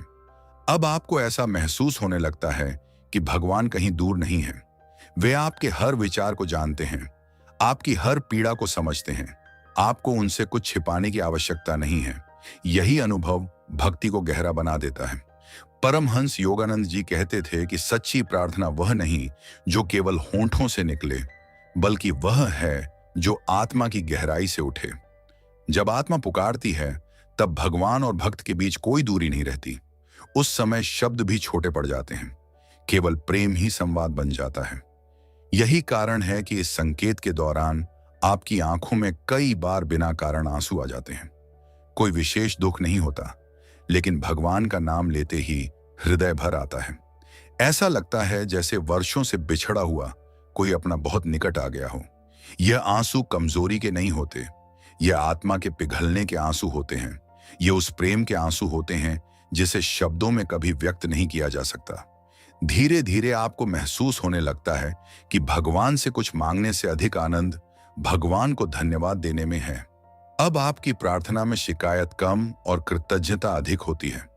आप छोटी छोटी बातों के लिए भी भगवान का धन्यवाद करने लगते हैं। सांसों के लिए, जीवन के लिए, परिवार के लिए, अनुभवों के लिए, यहां तक कि कठिनाइयों के लिए भी। क्योंकि अब आपको समझ आने लगता है कि हर अनुभव ने आपको भगवान के और निकट लाने का कार्य किया है। यदि पिछले कुछ समय से आपकी प्रार्थनाएं बदलने लगी हैं, यदि अब आपका मन भगवान से संसार की वस्तुओं की अपेक्षा उनकी उपस्थिति मांगने लगा है, यदि भगवान के सामने बैठकर आपको केवल मौन में आनंद मिलने लगा है, यदि आपकी शिकायतें कम और विश्वास अधिक हो गया है, यदि आपके भीतर समर्पण का भाव जन्म लेने लगा है, तो संभव है कि यह आपकी आध्यात्मिक यात्रा का छठा दिव्य संकेत हो। यह वही अवस्था है जहां भक्त और भगवान के बीच का संबंध केवल पूजा तक सीमित नहीं रहता, वह प्रेम में बदल जाता है। और जब प्रार्थना प्रेम बन जाती है तब भगवान दूर नहीं रहते, वे धीरे धीरे आपके जीवन का अनुभव बन जाते हैं। यही वह अवस्था है जिसे परमहंस योगानंद जी ने ईश्वर की ओर लौटती हुई आत्मा की सबसे सुंदर पहचान माना है। सातवां संकेत, जब आपके भीतर बिना कारण करुणा और प्रेम बढ़ने लगे, जब भगवान किसी आत्मा को अपने और अधिक निकट बुलाने लगते हैं, तब वे सबसे पहले उसके हृदय को बदलते हैं। क्योंकि परमात्मा तक पहुंचने का मार्ग केवल ज्ञान से नहीं, बल्कि शुद्ध हृदय से होकर जाता है। यही सातवां संकेत है। यह संकेत बहुत शांत होता है, लेकिन यदि यह किसी के जीवन में प्रकट हो जाए तो समझ लीजिए कि उसकी चेतना पहले जैसी नहीं रही। अचानक ऐसा होने लगता है कि जिन बातों पर पहले क्रोध आ जाता था, अब वहां धैर्य आने लगता है। जिन लोगों से पहले मन में शिकायत रहती थी, अब उनके लिए भी करुणा जागने लगती है। जिन लोगों ने आपको दुख दिया, उनके लिए भी मन पहले जैसी कठोरता महसूस नहीं करता। यह परिवर्तन किसी दिखावे से नहीं आता, यह भीतर की जागृति से आता है। परमहंस योगानंद जी कहा करते थे कि जैसे जैसे मनुष्य ईश्वर के निकट जाता है, वैसे वैसे उसका हृदय प्रेम का केंद्र बनने लगता है। क्योंकि भगवान का सबसे बड़ा गुण प्रेम है। यदि साधना के बाद भी मनुष्य के भीतर प्रेम नहीं बढ़ा, करुणा नहीं बढ़ी और विनम्रता नहीं आई, तो समझना चाहिए कि साधना अभी केवल बाहरी स्तर पर चल रही है। सच्ची आध्यात्मिकता का पहला प्रमाण मनुष्य के व्यवहार में दिखाई देता है। यही कारण है कि इस अवस्था में आपको दूसरों की पीड़ा पहले से अधिक महसूस होने लगती है। सड़क पर किसी भूखे व्यक्ति को देखकर मन विचलित हो जाता है। किसी बीमार इंसान को देखकर भीतर से उसके लिए प्रार्थना निकलने लगती है। किसी पशु को कष्ट में देखकर मन दुखी हो जाता है। किसी बच्चे की आंखों में आंसू देखकर ऐसा लगता है जैसे वह पीड़ा आपकी अपनी हो। पहले आप इन बातों को देखकर आगे बढ़ जाते थे, लेकिन अब आपका हृदय उन्हें अनदेखा नहीं कर पाता। यह केवल भावुकता नहीं है, यह चेतना का विस्तार है। जब आत्मा केवल अपने बारे में सोचती है, तब मनुष्य का जीवन मैं तक सीमित रहता है। लेकिन जब आत्मा जागने लगती है, तब मैं का दायरा धीरे धीरे बढ़ने लगता है। अब उसे केवल अपना सुख महत्वपूर्ण नहीं लगता, वह दूसरों के सुख में भी आनंद अनुभव करने लगता है। यही वह परिवर्तन है जिसे संतों ने हृदय की शुद्धि कहा है। परमहंस योगानंद जी कहते थे कि जब मनुष्य ध्यान के माध्यम से अपने भीतर के परमात्मा को अनुभव करना शुरू करता है, तब वह धीरे धीरे हर प्राणी में उसी परमात्मा की झलक देखने लगता है। इसी कारण उसके भीतर स्वाभाविक प्रेम उत्पन्न होता है। यह प्रेम किसी संबंध पर आधारित नहीं होता, यह प्रेम किसी स्वार्थ से पैदा नहीं होता। यह प्रेम केवल इसलिए होता है क्योंकि अब मनुष्य को हर जीव में उसी दिव्य चेतना का अंश दिखाई देने लगता है। यही सातवें संकेत की सबसे बड़ी पहचान है। अब आप लोगों का मूल्य उनके धन, पद, रूप या प्रतिष्ठा से नहीं करते। अब आपका मन उनके भीतर के दुख और संघर्ष को महसूस करने लगता है। पहले यदि कोई व्यक्ति आपके साथ कठोर व्यवहार करता था, तो आप भी तुरंत प्रतिक्रिया देते थे। अब आप सोचने लगते हैं कि शायद वह स्वयं भीतर से बहुत पीड़ा में होगा। शायद इसी कारण उसका व्यवहार ऐसा है। यह सोच आपको कमजोर नहीं बनाती, बल्कि पहले से अधिक परिपक्व बना देती है। धीरे धीरे आपका क्रोध कम होने लगता है। इसका अर्थ यह नहीं कि आपको कभी क्रोध नहीं आता, लेकिन अब क्रोध अधिक देर तक टिकता नहीं। पहले छोटी सी बात कई दिनों तक मन में चलती रहती थी। अब आप जल्दी क्षमा करना सीखने लगते हैं, क्योंकि आपको समझ आने लगता है कि क्रोध सबसे पहले उसी व्यक्ति को जलाता है जिसके भीतर वह पैदा होता है। परमहंस योगानंद जी ने कहा था कि क्षमा करना दूसरे पर उपकार नहीं है, बल्कि अपने हृदय को मुक्त करना है। जब तक मनुष्य अपने भीतर शिकायतों का बोझ लेकर चलता है, तब तक वह भगवान के प्रेम को पूरी तरह अनुभव नहीं कर सकता। इसलिए ईश्वर सबसे पहले हृदय को हल्का करते हैं। वे धीरे धीरे पुराने घावों को भरना शुरू करते हैं। वे मनुष्य को यह समझने की शक्ति देते हैं कि हर व्यक्ति अपनी चेतना के स्तर के अनुसार ही व्यवहार करता है। यही कारण है कि इस समय आपकी दृष्टि बदलने लगती है। पहले आप लोगों के दोष देखते थे, अब आप उनकी परिस्थितियां देखने लगते हैं। पहले आप तुरंत निर्णय कर लेते थे कि कौन अच्छा है और कौन बुरा। अब आप जल्दी निर्णय नहीं करते, क्योंकि आपको महसूस होने लगता है कि हर व्यक्ति अपने भीतर किसी न किसी संघर्ष से गुजर रहा है। जो बाहर से हंस रहा है, वह भी भीतर से टूट सकता है। जो बाहर से कठोर दिखाई देता है, वह भी भीतर से बहुत अकेला हो सकता है। यही करुणा धीरे धीरे आपकी वाणी में भी दिखाई देने लगती है। पहले शब्दों में कठोरता थी, अब मधुरता आने लगती है। पहले हर बात सिद्ध करने की इच्छा रहती थी, अब समझने की इच्छा अधिक होने लगती है। पहले हर बहस जीतनी जरूरी लगती थी, अब संबंध बचाना अधिक महत्वपूर्ण लगने लगता है।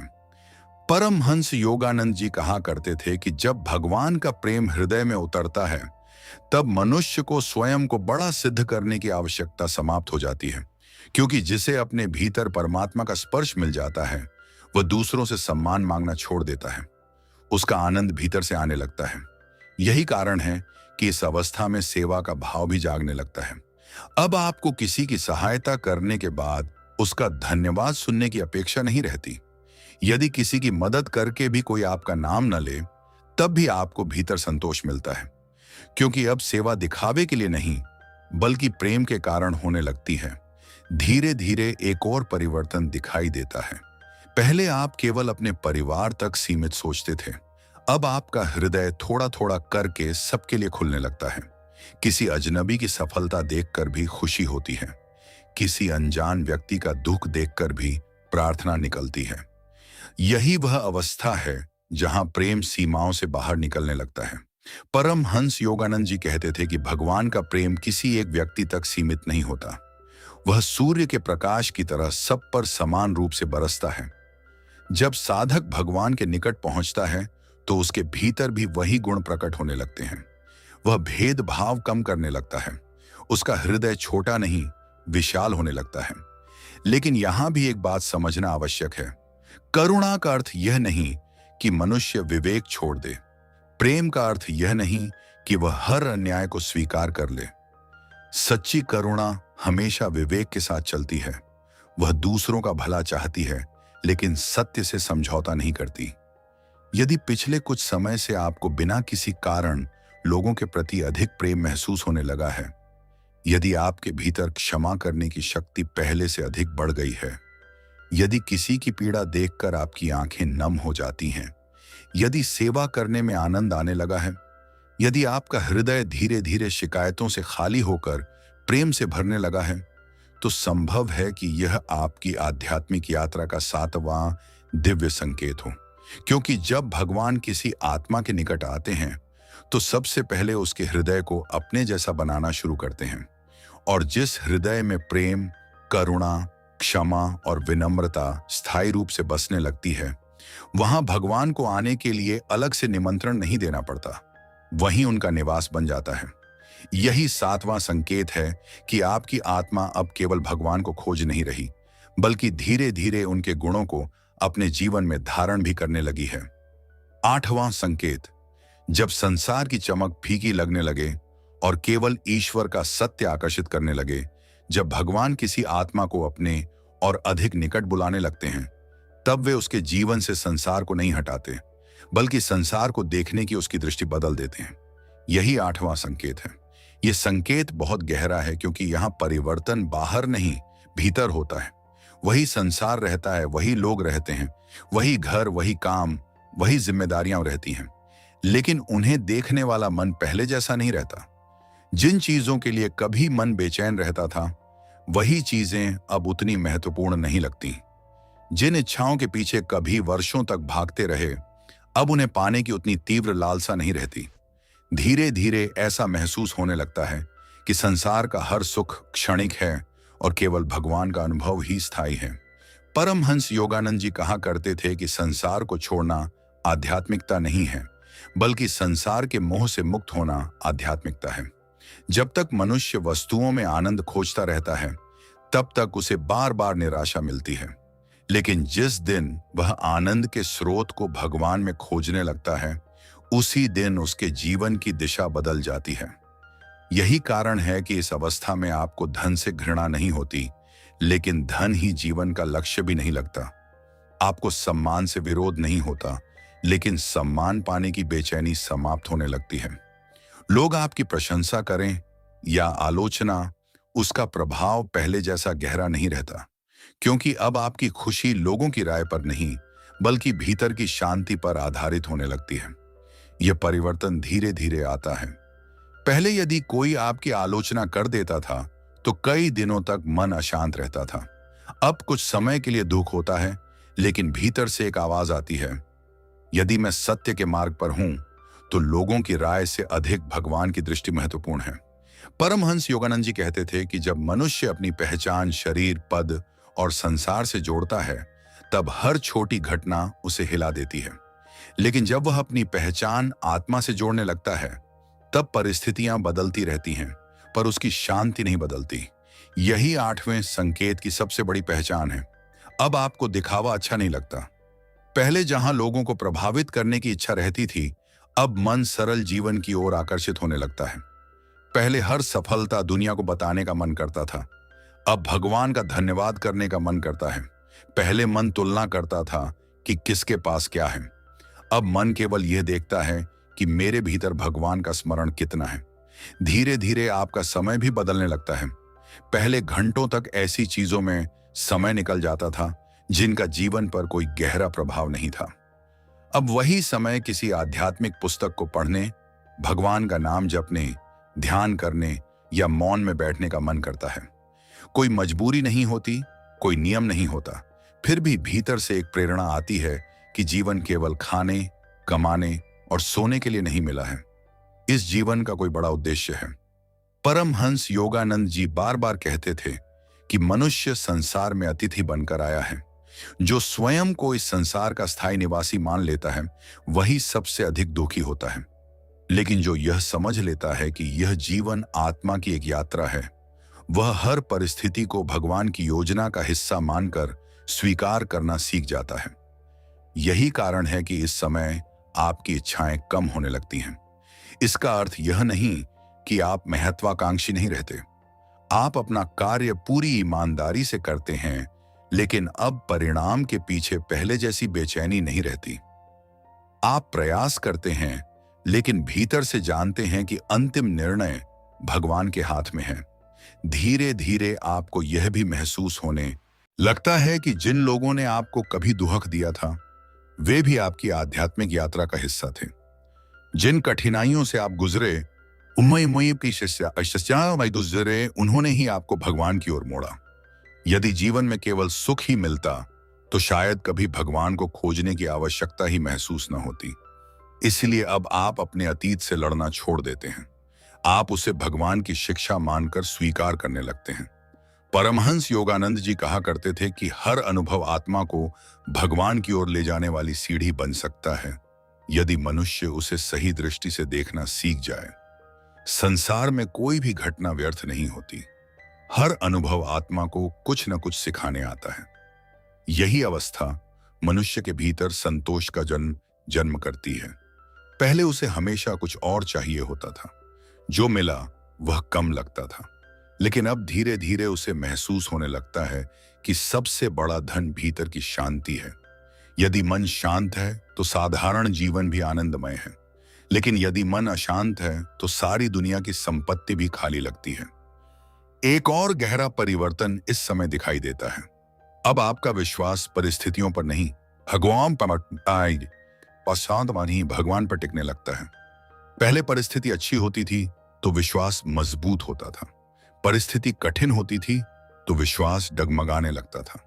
लेकिन अब धीरे धीरे मन यह स्वीकार करने लगता है कि भगवान केवल अच्छे समय के नहीं, हर समय के भगवान हैं।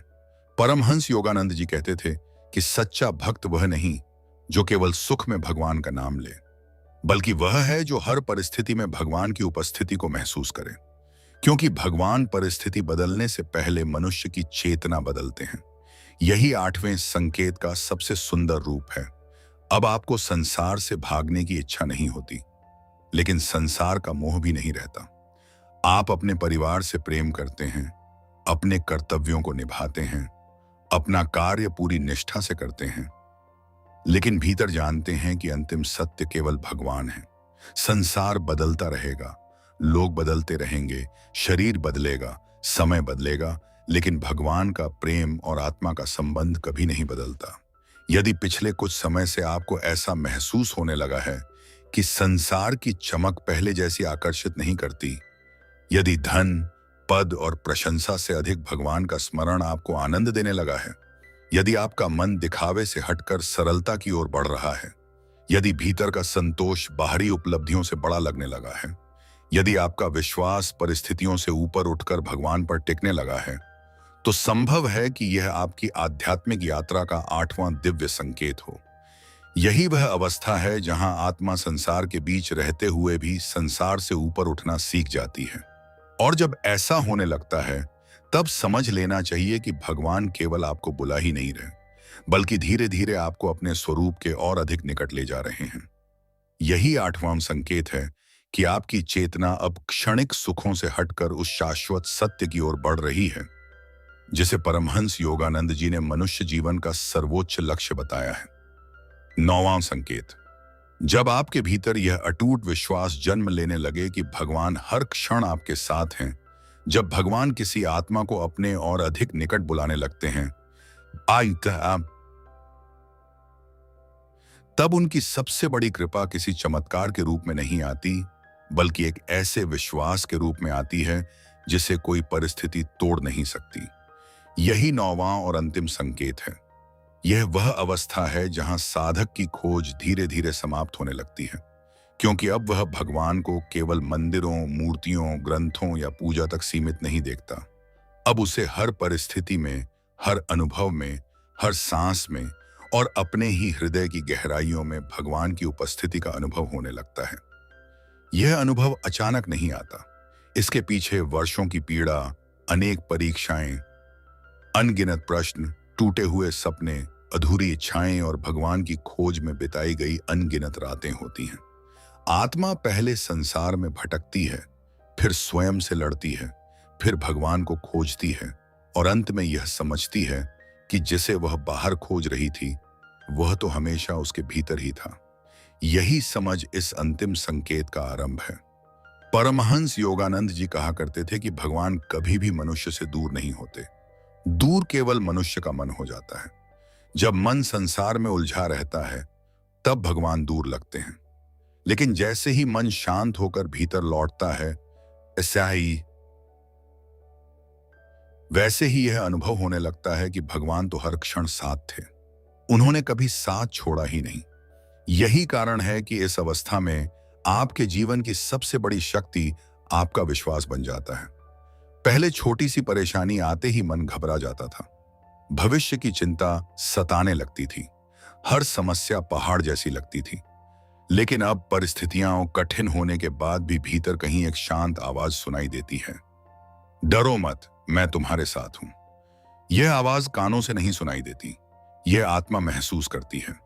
धीरे धीरे आप देखना शुरू करते हैं कि आपके जीवन में जो भी हुआ उसके पीछे कोई न कोई गहरा उद्देश्य था। जिन लोगों ने आपको छोड़ा उन्होंने आपको भगवान के करीब पहुंचाया। जिन कठिनाइयों ने आपको रुलाया उन्होंने आपके अहंकार को तोड़ा। जिन असफलताओं ने आपको निराश किया उन्होंने आपकी दिशा बदल दी। जिन प्रार्थनाओं का उत्तर नहीं मिला वही बाद में सबसे बड़ी कृपा बनकर सामने आई। अब आपको समझ आने लगता है कि भगवान ने कभी आपके विरुद्ध काम नहीं किया। वे हर बार आपके लिए वही कर रहे थे जो आपकी आत्मा के विकास के लिए आवश्यक था। परमहंस योगानंद जी कहते थे कि ईश्वर की योजना मनुष्य की योजना से कहीं अधिक विशाल होती है। मनुष्य केवल वर्तमान देखता है, लेकिन भगवान संपूर्ण यात्रा देखते हैं। इसलिए कई बार वे वह नहीं देते जो हम मांगते हैं, बल्कि वह देते हैं जिसकी हमें वास्तव में आवश्यकता होती है। यही विश्वास धीरे धीरे आपके भीतर स्थायी होने लगता है। अब आप हर घटना को केवल संयोग नहीं मानते, लेकिन साथ ही आप अंधविश्वास में भी नहीं पड़ते। आप समझने लगते हैं कि भगवान हर क्षण आपके साथ हैं, लेकिन वे चाहते हैं कि आप कर्म भी करें, धैर्य भी रखें, क्षमा और जवाब विश्वास भी बनाए रखें। इस अवस्था में आपकी सब बड़ी पहचान यह होती है कि अब आपको भगवान को बार बार सिद्ध करने की आवश्यकता नहीं होती। पहले मन कहता था, यदि भगवान है तो मेरी इच्छा पूरी क्यों नहीं हुई। अब मन कहता है, भगवान है, सी साइड महान, इसलिए जो भी होगा अंततः मेरे कल्याण के लिए होगा। यही परिवर्तन साधारण विश्वास और अटूट विश्वास के बीच का अंतर है। परमहंस योगानंद जी कहा करते थे कि जब भक्त का विश्वास पूर्ण हो जाता है तब उसका भय समाप्त होने लगता है, क्योंकि भय वहीं रहता है जहां अकेलापन होता है। लेकिन जिसे हर क्षण भगवान की उपस्थिति महसूस होने लगे, वह कभी अकेला नहीं रह सकता। धीरे धीरे आपको ऐसा महसूस होने लगता है कि भगवान केवल आपकी प्रार्थना के समय ही नहीं, बल्कि हर समय आपके साथ हैं। जब आप चलते हैं तब भी, जब आप काम करते हैं बिना डंबिका, आप रोते हैं तब भी, जब आप हंसते हैं वास्तविक, जब कोई आपके साथ नहीं होता तब भी, जब पूरी दुनिया आपका साथ छोड़ देती है तब भी। यही अनुभव मनुष्य को भीतर से अडिग बना देता है। अब जीवन में कोई बड़ी उपलब्धि मिलती है तो अहंकार नहीं आता, क्योंकि आप जानते हैं कि यह भी भगवान की कृपा है। यदि कोई बड़ी हानि होती है तो निराशा स्थायी नहीं रहती, क्योंकि आपको विश्वास होता है कि इसके पीछे भी कोई अदृश्य उद्देश्य अवश्य होगा। यही संतुलन भगवान की सबसे बड़ी देन है। इस अवस्था में आपकी पूजा भी बदल जाती है। अब पूजा केवल दीपक जलाने तक सीमित नहीं रहती, आपका पूरा जीवन पूजा बन जाता है। आपका हर कर्म भगवान को समर्पित होने लगता है। आपका व्यवहार, आपकी वाणी, आपके विचार, आपकी सेवा, सब कुछ धीरे धीरे ईश्वर को अर्पित होने लगता है। परमहंस योगानंद जी कहते थे कि सच्ची भक्ति केवल मंदिर में नहीं दिखाई देती। सच्ची भक्ति इस बात से दिखाई देती है कि मनुष्य अपने दैनिक जीवन में कितना प्रेम, कितनी करुणा, कितनी ईमानदारी और कितना समर्पण लेकर चलता है। यदि भगवान का स्मरण आपके व्यवहार को नहीं बदल रहा तो साधना अभी अधूरी है। लेकिन यदि भगवान का स्मरण आपके जीवन को बदल रहा है, दिशा है, समझिए कि भगवान आपके भीतर कार्य कर रहे हैं। धीरे धीरे आपको मृत्यु का भय भी पहले जैसा नहीं लगता, क्योंकि अब आप स्वयं को केवल शरीर नहीं मानते। आपको महसूस होने लगता है कि शरीर बदल सकता है, परिस्थितियां बदल सकती हैं, लेकिन आत्मा और परमात्मा का संबंध कभी नहीं टूटता। यही अनुभूति मनुष्य को भीतर से मुक्त कर देती है। यही वह अवस्था है जहां खोज समाप्त होकर अनुभव शुरू होता है। अब आपको भगवान को ढूंढने की जल्दी नहीं रहती, क्योंकि आपको महसूस होने लगता है कि भगवान कहीं गए ही नहीं थे। वे तो हर सांस में, हर धड़कन में, हर आंसू में, हर मुस्कान में और हर अनुभव में साथ थे। बदलना केवल आपकी दृष्टि को था। परमहंस योगानंद जी कहते थे कि जब मनुष्य अपने भीतर परमात्मा का अनुभव कर लेता है, तब उसके जीवन का सबसे बड़ा भय समाप्त हो जाता है, क्योंकि उसे पता चल जाता है कि संसार बदल सकता है, लेकिन भगवान का प्रेम कभी नहीं बदलता। यदि पिछले कुछ समय से आपके भीतर यह विश्वास जन्म लेने लगा है कि भगवान हर परिस्थिति में आपके साथ हैं, यदि कठिन समय में भी आपका विश्वास पहले से अधिक मजबूत हो गया है, यदि अब आपकी प्रार्थनाओं में शिकायत कम और कृतज्ञता अधिक है, यदि अब आप हर घटना में भगवान की शिक्षा देखने लगे हैं, यदि अब आपको यह महसूस होने लगा है कि भगवान दूर नहीं, बल्कि आपके अपने हृदय में विराजमान हैं, तो संभव है कि यह आपकी आध्यात्मिक यात्रा का 9वां और अंतिम दिव्य संकेत हो। यही वह अवस्था है जहां आत्मा की लंबी यात्रा अपने वास्तविक उद्देश्य तक पहुंचने लगती है। अब उसे संसार से प्रमाण नहीं चाहिए, अब उसे लोगों की स्वीकृति नहीं चाहिए, अब उसे चमत्कारों की आवश्यकता नहीं होती, क्योंकि सबसे बड़ा चमत्कार उसके भीतर घट चुका होता है। उसे भगवान पर नहीं, बल्कि भगवान के साथ जीने का अनुभव होने लगता है। और यही वह अंतिम सत्य है जिसे परमहंस योगानंद जी बार बार समझाते थे कि ईश्वर को पाने का अर्थ किसी नई चीज को प्राप्त करना नहीं है, बल्कि उस सत्य को पहचान लेना है जो हमेशा से हमारे भीतर विद्यमान था। जब यह पहचान स्थायी हो जाती है, तब आत्मा की बेचैनी समाप्त हो जाती है, खोज समाप्त हो जाती है, भय समाप्त हो जाता है और केवल एक ही अनुभूति शेष रह जाती है। भगवान कभी दूर नहीं थे, वे हर क्षण मेरे साथ थे, हैं और हमेशा रहेंगे। यदि आपने इन 9 संकेतों को ध्यान से सुना है, तो अब आप समझ चुके होंगे कि भगवान किसी आत्मा को अपने पास बुलाने से पहले उसे अचानक कोई चमत्कार नहीं दिखाते। वे पहले उसके भीतर परिवर्तन लाते हैं। यह परिवर्तन धीरे धीरे होता है, लेकिन जब आत्मा इसे पहचान लेती है, तब उसका पूरा जीवन बदलने लगता है। पहला संकेत था संसार से वैराग्य का जन्म, जहां वही चीजें जो कभी आकर्षित करती थीं, अब मन को संतुष्ट नहीं कर पाती। दूसरा संकेत था ब्रह्मांड द्वारा बार बार एक ही दिव्य संदेश मिलना, मानो पूरी सृष्टि आपको एक नई दिशा की ओर बुला रही हो। तीसरा संकेत था भगवान के नाम और साधना की ओर स्वाभाविक आकर्षण, जहां बिना प्रयास के मन ईश्वर का स्मरण करने लगता है। चौथे संकेत में आपने जाना कि जीवन की कठिन परीक्षाएं भी भगवान की कृपा का माध्यम हो सकती हैं, क्योंकि वही परीक्षाएं आत्मा को मजबूत बनाती हैं। पांचवां संकेत था एकांत और मौन में शांति मिलना, जहां भीड़ से अधिक भगवान का साथ प्रिय लगने लगता है। छठे संकेत में प्रार्थनाएं बदल जाती हैं। अब मनुष्य संसार की वस्तुएं नहीं, बल्कि भगवान का सानिध्य मांगने लगता है। सातवें संकेत में हृदय करुणा, प्रेम और क्षमा से भरने लगता है। दूसरों की पीड़ा अपनी लगने लगती है और अहंकार धीरे धीरे समाप्त होने लगता है। आठवें संकेत में संसार का मोह कम होने लगता है और मन समझने लगता है कि स्थायी सुख केवल परमात्मा में है। और अंत में 9वां संकेत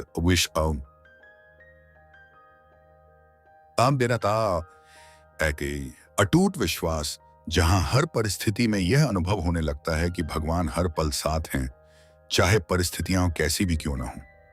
परमहंस योगानंद जी कहा करते थे कि भगवान तक पहुंचने का मार्ग बाहर नहीं, भीतर से होकर जाता है। जब मनुष्य का मन शुद्ध होता है, हृदय प्रेम से भरता है और आत्मा भगवान के प्रति समर्पित हो जाती है, तब ईश्वर का अनुभव किसी चमत्कार से नहीं, बल्कि जीवन के हर क्षण में होने लगता है। यही सच्ची आध्यात्मिक जागृति है। यदि इन 9 संकेतों में से एक भी संकेत आपके जीवन में प्रकट हो चुका है, तो उसे साधारण घटना समझकर अनदेखा मत कीजिए, उसे सम्मान दीजिए। अपने भीतर झांकिए, भगवान का नाम लीजिए। प्रतिदिन कुछ समय ध्यान, प्रार्थना और मौन के लिए निकालिए, क्योंकि ईश्वर तक पहुंचने की यात्रा किसी एक दिन में पूरी नहीं होती, बल्कि हर दिन उठाए गए छोटे छोटे आध्यात्मिक कदमों से पूरी होती है। याद रखिए, भगवान कभी किसी आत्मा को अचानक अपने पास नहीं बुलाते। वे पहले उसे संसार के मोह से मुक्त करते हैं, फिर उसके भीतर सत्य की प्यास जगाते हैं, फिर उसका हृदय प्रेम से भरते हैं, फिर उसका अहंकार मिटाते हैं और अंत में उसे यह अनुभव करा देते हैं कि जिसे वह पूरी दुनिया में खोज रहा था, वह तो हमेशा उसके अपने हृदय में विराजमान था। यही इन 9 संकेतों का सबसे गहरा रहस्य है। यदि आपकी आत्मा भी इस मार्ग पर चल पड़ी है, तो विश्वास रखिए,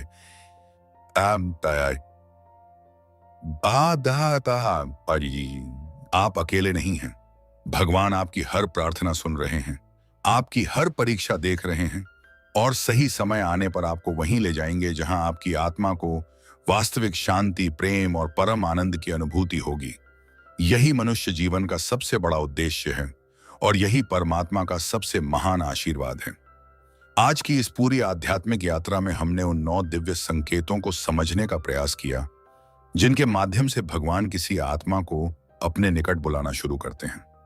हो सकता है इनमें से कुछ संकेत आपके जीवन में पहले से प्रकट हो चुके हों, या शायद आज पहली बार आपको समझ आया हो कि पिछले कुछ समय से आपके जीवन में जो कुछ भी हो रहा था, वह केवल संयोग नहीं था, बल्कि आपकी आत्मा की जागृति का आरंभ था। याद रखिए, भगवान किसी से ऊंची आवाज में नहीं कहते कि मैं तुमसे मिलना चाहता हूं। वे संकेत देते हैं, कभी परिस्थितियों के माध्यम से, कभी मौन के माध्यम से, कभी पीड़ा के माध्यम से, कभी प्रेम के माध्यम से और कभी आपके अपने हृदय की गहराइयों में उठने वाली उस अनजानी पुकार के माध्यम से। जो व्यक्ति इन संकेतों को पहचान लेता है, उसका जीवन धीरे धीरे बदलने लगता है। उसका देखने का दृष्टिकोण बदल जाता है, सोच बदल जाती है, प्रार्थना बदल जाती है और अंत में उसका पूरा अस्तित्व बदल जाता है। परमहंस योगानंद जी कहा करते थे कि भगवान तक पहुंचने का सबसे छोटा मार्ग है सच्चा प्रेम, सच्ची श्रद्धा और निरंतर स्मरण। इसीलिए चाहे जीवन में कैसी भी परिस्थिति क्यों ना आए, भगवान का हाथ कभी मत छोड़िए, क्योंकि जब पूरी दुनिया आपका साथ छोड़ देती है, तब भी परमात्मा आपके साथ खड़े रहते हैं। वे आपकी हर प्रार्थना सुनते हैं, आपके हर आंसू को जानते हैं और आपके हर संघर्ष को देख रहे होते हैं। हो सकता है उनका उत्तर आपकी इच्छा के अनुसार न मिले, लेकिन विश्वास रखिए, उनका निर्णय हमेशा आपकी आत्मा के कल्याण के लिए होता है। यदि आज की यह पूरी चर्चा आपके हृदय को छू गई हो, यदि किसी एक भी संकेत में आपने अपने जीवन की झलक देखी हो, यदि आपको लगा हो कि भगवान सचमुच किसी न किसी रूप में आपको अपनी ओर बुला रहे हैं, तो इस वीडियो को यहीं समाप्त मत होने दीजिए। इस आध्यात्मिक ऊर्जा को अपने भीतर जीवित रखिए। कमेंट बॉक्स में श्रद्धा के साथ अवश्य लिखिए, एहुएम परमात्मने नमः। जाओ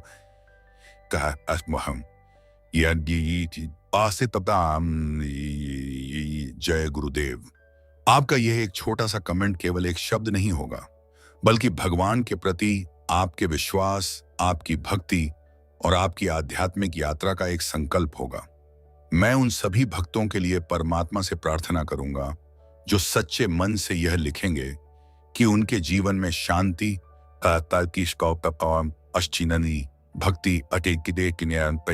भक्ति, सकारात्मकता और ईश्वर की कृपा सदैव बनी रहे। और यदि आप चाहते हैं कि परमहंस योगानंद जी के गहन आध्यात्मिक रहस्य, ध्यान की दुर्लभ विधियां, आत्म जागरण का ज्ञान, ईश्वर प्राप्ति के मार्ग, कर्म, ध्यान, भक्ति और सनातन धर्म के ऐसे ही दिव्य रहस्य आपको नियमित रूप से मिलते रहें, तो अभी परम ध्यान चैनल को सब्सक्राइब कर लीजिए और साथ ही बेल आइकॉन को भी जरूर दबाइए, ताकि हमारी आने वाली कोई भी आध्यात्मिक यात्रा आपसे छूट न जाए। हो सकता है हमारी अगली वीडियो ही आपके जीवन के उस प्रश्न का उत्तर लेकर आए, इस विषय और जिसका इंतजार आपकी आत्मा वर्षों से कर रही है। अंत में आंखें बंद करके एक क्षण के लिए अपने हृदय में भगवान का स्मरण कीजिए और मन ही मन कहिए, हे प्रभु, मुझे कभी अपने मार्ग से भटकने मत देना। मेरे मन में सदा आपका स्मरण बना रहे। मेरे भीतर से अहंकार, भय और अज्ञान को दूर कर दीजिए। मुझे ऐसा जीवन दीजिए जो आपके प्रेम, आपकी करुणा और आपके सत्य का माध्यम बन सके। जो कुछ भी मैं करूं वह आपकी इच्छा के अनुसार हो। इसी मंगल कामना के साथ मैं आपसे विदा लेता हूं। ईश्वर आपके जीवन में शांति, प्रेम, दिव्य प्रकाश और आत्मिक आनंद की वर्षा करें। AUM शांति। जय गुरुदेव। हरि AUM तत्सत।